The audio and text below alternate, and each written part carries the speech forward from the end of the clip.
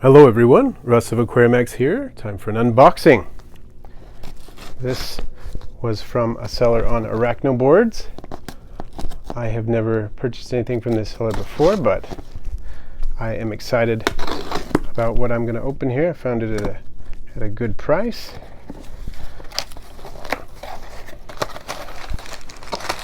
So let's see what we've got here. Okay, I can feel something there. I think that is just ice pack, a cool pack. Yep, indeed it is. There's some foam board.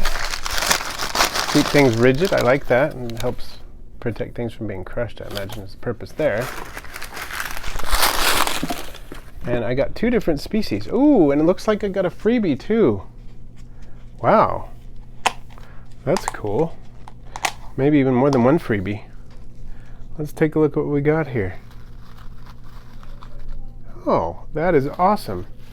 Check it out. Huh. As you can see, I got some more death feigning beetles.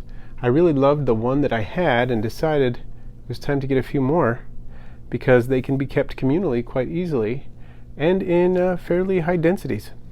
So I want to keep a little community of these guys, and they're very difficult to breed in captivity in terms of raising them to adulthood. A lot of people have had them produce larvae, and the larvae are difficult to induce to pupate. And I know of only one person who has done it. With careful regulation of temperature and humidity, I might eventually try if I find out that I have males and females. I haven't checked, of course, which ones these are yet, but I believe I have a female, so I'll check these out and we'll see what we got. That could be fun. And then the next one, those were blue death feigning beetles, of course.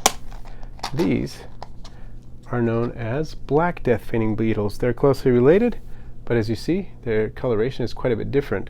The blues, let's look at the blues once more.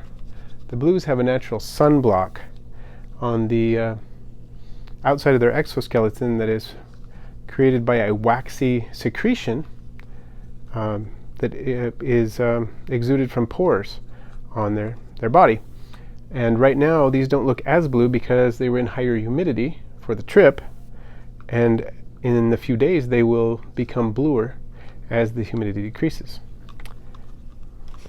The black ones, on the other hand, don't produce the same secretion, and one common name that I learned about for these is pop and lock beetles, because they do feign death, but when they do, their legs will often move in a very cartoony sort of jerky manner, and so that'll be interesting to see. I've only seen my death feigning beetles feign death once. The one that I have, I've seen him feign death once very briefly. It'll be interesting to see what these do. Of course, I didn't induce it on purpose because it's usually a response to feeling threatened, and so I haven't done it on purpose, but it'll be interesting to see if it happens. I'm very satisfied. Everybody's alive and doing well. I got one free blue death feigning beetle and one free black death feigning beetle, so you can't beat that. And just for purposes of color comparison, the one on the top is the blue death feigning beetle I already have that's been in lower humidity, and so you can see the difference in color, which will gradually decrease as the other beetles dry out just a bit. Here's my Beetle Enclosure, and I'm going to put them all back in. They really don't need a huge amount of space, but they do appreciate hides and surfaces to climb on. I've noticed that all of my beetles like to climb on the sagebrush pieces that I put in here, as well as the rocks. Oh, I dropped him a little bit, but he'll be fine because they have very, very strong exoskeletons that won't harm him a bit. I only dropped him from an inch or two. Will not be a problem. I think I'm gonna, it's a little hard to reach in there with all that sagebrush in there. I'm just gonna try to put the beetles right on the sagebrush and let them find their way down when they feel like it. An interesting thing about these beetles is that blue death feigning beetles, unlike many of their relative beetles, don't have any noxious secretions they use to protect themselves. Some of them are called like stink beetles because they will protect themselves by spraying disagreeable chemicals at potential predators. But these do not, which seems to be may possibly be an adaptation to desert life, in the sense that secreting those noxious chemicals takes water and other resources, and by not using those, the beetles may actually be adapted more to desert life. And here come the black death feigning beetles. Oh,